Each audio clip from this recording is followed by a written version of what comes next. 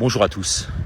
La faiblesse de la France aujourd'hui, c'est pas celle de l'État, car objectivement, il a tous les moyens régaliens, notamment, on le voit aujourd'hui, pour endiguer sur quelques jours une telle contestation. Non, la faiblesse de la France, c'est sa nation. Plus de valeurs, plus de culture, plus d'identité, plus de religion, et plus de respect ni de l'histoire, ni de nos vieux. C'est pour cela qu'aucun pays européen ne pourrait vivre aujourd'hui ce que l'on vit à travers de tels événements. Car l'Espagne et le Portugal sont des nations, l'Allemagne est une nation, l'Italie est une nation, pour ne citer qu'elle. La Suisse aussi, la Belgique malheureusement beaucoup moins. La France n'est plus une nation, plus de culture ni de tradition. Elle n'est composée que de populations hétéroclites, bigarrées, qui ne s'entendent qu'autour du foot et de la Coupe du Monde et qui se détestent fondamentalement, crucialement, socialement, ethniquement. Tout cela a été bien voulu, entretenu par une caste bourgeoise née sous Mitterrand, reprise par Sarkozy, Hollande, et qui ont complètement dénaturé le pays à travers ce petit roitelet aujourd'hui à l'Élysée. Hier, on me disait ce que tout le monde semble dire, les racailles sont d'origine africaine. Mais comment se fait-il que lorsque vous allez au Maroc, en Tunisie, en Algérie, vous aurez sur place une paix royale et que pratiquement jamais vous n'aurez aucun problème de sécurité, même en étant blanc?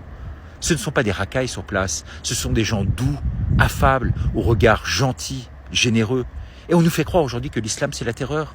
Non, les Arabes et les Noirs, musulmans pour la majorité, ne sont pas des voleurs. J'ai vécu en Afrique longtemps. Comme nos autorités et la presse nous poussent à vouloir nous faire croire et à nous monter notamment les uns contre les autres. Ce sont que des jeunes sans repère dans nos banlieues, ni religion, que l'on a voulu sciemment ghettoiser, qui foutent la merde aujourd'hui. Vous pouvez vous balader à n'importe quelle heure aujourd'hui dans les rues d'Alger, de Tanger, de Marrakech, vous n'aurez donc aucun souci. Parce que ce sont des nations autour d'une vraie identité, d'une culture, d'une religion, d'une vraie justice qui tiennent, fédèrent les peuples et ne veulent en rien ce mondialisme. Ils luttent contre ça. En France, on a tué le spirituel. Leur guerre, elle est avant tout spirituelle.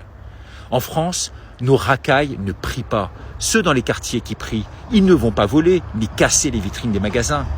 Alors, vous aurez bien sûr peut-être ici ou là un imam qui excitera les foules, mais c'est une infime minorité, tout comme un prêtre déviant, comme il peut en exister. C'est donc la laïcisation de cette société française, c'est le manque de repères et de valeurs, ce sont les drag queens élyséennes, ce wokisme à la con, voulu par nos dirigeants, qui souhaitent nous l'imposer, qui créent sous couvert de relents mondialistes et de GOG. GOG, c'est gouvernement d'occupation globaliste. Toutes ces fractures que l'on connaît en France aujourd'hui et nulle part ailleurs en Europe. Alors que faut-il faire? Eh bien, il faut reprendre la main au plus vite, reprendre le pouvoir pour imposer aujourd'hui nos vraies valeurs, celles que nos aïeux nous ont insufflées en se battant bec et ongle pour sauver nos vies. Eh bien, si vous êtes d'accord, partagez.